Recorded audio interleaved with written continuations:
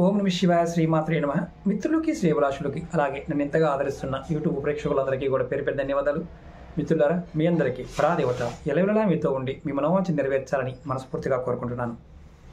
చాలామంది మిత్రులు అక్కచెల్లెలు మెయిల్స్లోను కామెంట్స్లోనూ గురువు గారు మాకు జనాకర్షణ కలగాలి, ధనాకర్షణ కలగాలి, అందరూ కూడా మాకు అనుకూలంగా ఉండాలి, ప్రకృతి కూడా మాకు అనుకూలంగా ఉండాలి, అలాంటి చేయడానికి సాధ్యమవుతుందా, అలాంటి ఉపాయాలు ఉన్నాయా అని చాలామంది అడిగారు. ఖచ్చితంగా ఉంటాయి, కానీ దానికి మనం చేయవలసిన సాధన చాలా ముఖ్యమైనది. ఆ సాధన చేసినప్పుడు మాత్రమే అలాంటి సాధ్యమవుతుంది. మీకు ఈరోజు నేను ఒక తేలికైన సాధనని తెలియచేస్తాను. అలాగే మీకు ఈ వీడియో నచ్చినట్టు లైక్ చేయండి, ఛానల్ని సబ్స్క్రైబ్ చేసుకోండి, పక్కనే ఉన్న గంట సింబల్ని యాక్టివేట్ చేసుకొని 10 మంది మిత్రులకు షేర్ చేయండి. కొత్తగా చూసే మిత్రులు ఎవరైతే ఉన్నారో వారికి నా విన్నపం ఏంటంటే, మీకు నేను చెప్పిన వీడియో అర్థమైతే చేయండి, అర్థం కాకపోతే ప్రయత్నం చేయమాకండి. ఎందుకంటే ఏ విషయమైనా సరే చెప్పింది అర్థం కాకపోతే పొరపాటున కూడా ప్రయత్నం చేయవద్దు. ఈ వీడియోలో మీకు ఎలా చేయాలి చెప్తాను, మీరు ఎలా చేస్తే మీకు ప్రకృతి మీకు సహాయం చేస్తుందని చెప్తాను. ముఖ్యంగా మీరు మీ ఒంటిని శుభ్రంగా ఉంచుకోవాలి. అంటే ఉదయాన్నే లెగవటం, అంటే ఉదయం 4 గంటల నుండి 6 గంటల ముందే, కరెక్ట్గా 6 గంటల మధ్యలో లెగవాలి, స్నానం చేయాలి, నిత్యము దైవారాధన లేదా నామ స్మరణ, అంటే మీ దగ్గర దైవారాధన చేసే సమయం లేదు, నాకు 5 నిమిషాల సమయం ఉంది అనుకుంటే ఖచ్చితంగా మీరు నామస్మరణ, ఇష్టదైవ నామాన్ని, ఇంటి దైవాన్ని, అంటే మీ ఇలవేల్పుని లేదా మీ కులదైవాన్ని, మీ ఇష్టదైవాన్ని ఖచ్చితంగా తలుచుకోవాలి. అలాగే ప్రతిరోజు కూడా మీరు మానసికంగా ఎప్పుడు ప్రకృతి నాతో ఉంది, ప్రకృతి నేను అనుకున్నది నాకు నెరవేరుస్తుంది అని మిమ్మల్ని మీకు మనసులో అనుకుంటూ ఉండాలి. అలాగే ముఖ్యంగా పరోపకారం చేస్తూ ఉండాలి. అంటే మీరు మొక్కలకి నీరు పోయటం కానీ, పక్షులకి ఆహారం పెట్టడం కానీ, చీమలకి ఆహారం పెట్టడం కానీ, అలాగే చిన్నవారికి ఎవరికైనా సరే ఆపదల్లో ఉన్నవారిని ఆదుకోవడం కానీ, అంటే ఆర్థికంగా కాదు, ఫుడ్కి లేనివారు, అనారోగ్య సమస్యతో బాధపడుతున్న వారికి మందులు లాంటివి ఇవ్వటం కానీ, అలాగే ముఖ్యంగా పేదవారికి మీకు చేతనైన సహాయం చేయటం కానీ, ఇలాంటివి మీరు చేస్తూ ఉండాలి. రోజులో మీరు ఏమి చేసినా చేయకపోయినా ఆహారాన్ని చీమలకి, పక్షులకి, జంతువులకి మీకు తోచిన విధంగా పెడుతూ ఉండాలి. అలాగే ఆవులకి మీరు వీలైనంత వరకు పచ్చగడ్డిని, అరటిపొలుని ఆహారంగా పెడుతూ ఉండాలి. దానివల్ల మీలో ప్రాకృతికమైన శక్తి పెరుగుతుంది. ఈ ప్రాకృతికమైన శక్తి పెరిగితే మీ మనసు పనిచేయడం మొదలవుతుంది, చంద్రుడు మీకు అనుకూలంగా మారుతాడు. అలాగే రెండవది, మీరు ఎప్పుడైనా సరే నీరు తాగుతూ ఉన్నా, ఆహారం తీసుకుంటూ ఉన్నా, దానికి ముందు ఖచ్చితంగా ఈ ఆహారము నాకు శక్తినిస్తుంది, నా మనసులో ఉన్న కోరికలు నెరవేర్చుతుందని భావించి తీసుకోవాలి. అలాగే మంచినీరు తాగుతూ ఉన్నా సరే మీరు అలాగే భావించి తీసుకోవాలి. ఎందుకంటే నేను అమృతాన్ని తీసుకుంటున్నాను అన్న భావంతో తీసుకోవాలి. ఇప్పుడు ఇలా చేయటం వల్ల ప్రకృతి మీకు దగ్గరవుతుంది. పంచభూతాలు, అష్టదిక్పాలకులు, నవగ్రహాలు, నవగ్రహ మాతృకులు, అలాగే వాస్తు పురుషుడు, పితృదేవతలు, సర్వదేవతలు మీరందరూ కూడా మీకు యోగిస్తారు. అంటే మీ శరీరంలో ఉన్న 7 చక్రాలు కూడా యాక్టివేట్ అవుతాయి. ప్రాకృతిక పరంగా, సాధనా పరంగా ముద్రల ద్వారా, మిగతా వాటి ద్వారా కూడా మనం చేయవచ్చు త్వరగా ఫలితం రావడానికి.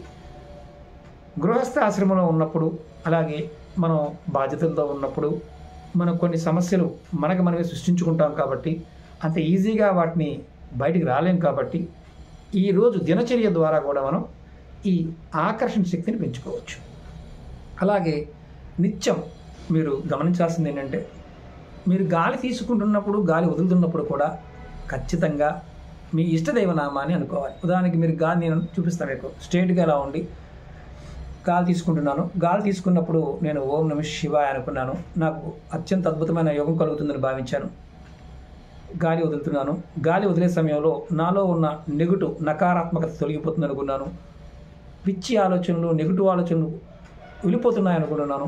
అలా అనుకోవడం వల్ల మీకు ఆటోమేటిక్గా మీకు తెలియకుండానే ఈ శరీరంలో ఉన్న జీవశక్తికి మీరు మంచిని, అంటే ప్రాకృతికపరమైన శక్తిని ఇవ్వగలుగుతారు. ఇలా చేయటం వల్ల కూడా మీకు శరీరంలో ఉన్న శక్తి, మలినాలు తొలగిపోయి గాలి ద్వారా, ఎందుకంటే మనకి పంచభూతాలు ఈ చేతుల్లోనే ఉంటాయి. చాలామంది తెలియదు. నమస్కారం చేసినప్పుడు మన చిటికిన వేలు ముందుకుంటుంది. ఈ జలతత్వం అంటాం. 5 తత్వాలు కూడా ఈ వేలులోనే ఉన్నాయి. మనం నీటి ద్వారానే చాలా వరకు అన్ని క్రియలకి జరగడానికి మార్గాన్ని ఏర్పాటు చేసుకుంటాం. నీటి ద్వారానే మన భూమి మీదకి వస్తాం. ఇప్పుడు ఈ తత్వాలన్నీ కూడా మనకి ఈ భావావేశం ద్వారా, అంటే గాలి తీసుకోవడం, నీరు తీసుకోవడం, పదార్థ సేవనం ద్వారా కూడా ప్రకృతి మనం పట్టుకోవడానికి అవకాశం ఉంటుంది. దాంతోపాటు ట్రావెల్ అవ్వడానికి అవకాశం ఉంటుంది. ఇలా చేయటం వల్ల కొన్ని రోజులకి, ఒకే రోజు 2 రోజులకి రాదు, ఒక 6 నెలల సమయం పడుతుంది. మీరు ఇలా చేస్తూ చేస్తూ చేస్తూ ఒక్కొక్క మెట్టు ఎక్కుతూ ఉన్నప్పుడు మీకు అర్థమవుతుంది. జనాకర్షణ, సభాకర్షణ, ధనాకర్షణ, ప్రాకృతికమైన ఆకర్షణలన్నీ కూడా మీలో సహజంగా వస్తాయి. మరి గురువుగారు మీరు చాలా ఉపాయాలు చెప్తారు కదా, ఇవన్నీ మరి అవుతాయి. మనలో ఉన్న నకారాత్మకమైన ఆలోచనలు ఉన్నప్పుడు ప్రతిదీ కూడా మనకి ఇబ్బందికరంగానే ఉంటుంది. అవవు. మనలో ఆ పాజిటివ్ థింకింగ్ రావటం, అంటే సరైన దిశానిర్దేశం మనలో మనం ఏర్పాటు చేసుకోవడం జరిగినప్పుడు మాత్రమే వస్తాయి. ఇంకా తేలికైన మార్గం ఒకటి చెప్తాను. మీరు ఎవరితో అయినా సరే నిజాయితీగా ఉండడానికి ప్రయత్నం చేస్తే మీకు సహజంగానే ప్రాకృతిక పరంగా ఆకర్షణ శక్తి వస్తుంది. అంటే మనకి లక్ష్మీ అమ్మవారు అంతకుముందు వీడియోలో చెప్పాను, 6 గుణాలు కలిగి ఉన్న వారికి అన్నీ వస్తాయి, లక్ష్మీనే అన్నీ ఇస్తుంది అని చెప్పాను. ప్రయత్నపూర్వకంగా మీరు ఎవరైనా సరే ఈ తేలికైన మార్గాన్ని ప్రయత్నించేయండి. అలాగే ఇంకొక తేలికైన మార్గం కూడా చెప్తాను. ప్రతినిత్యం మీరు పిల్లలైతే కనుక మీ తల్లిదండ్రుల యొక్క, మీ పెద్దల యొక్క ఆశీర్వాదం తీసుకోండి. అలాగే భార్యాభర్తలైతే భార్య ఖచ్చితంగా భర్త కాళ్ళకి నమస్కారం చేయండి. ఆడవారు ఇంకొకటి ఏంటంటే, ఎందుకు ఇది చేయాలి అంటే ప్రకృతి మీకు సహాయం చేయడానికి.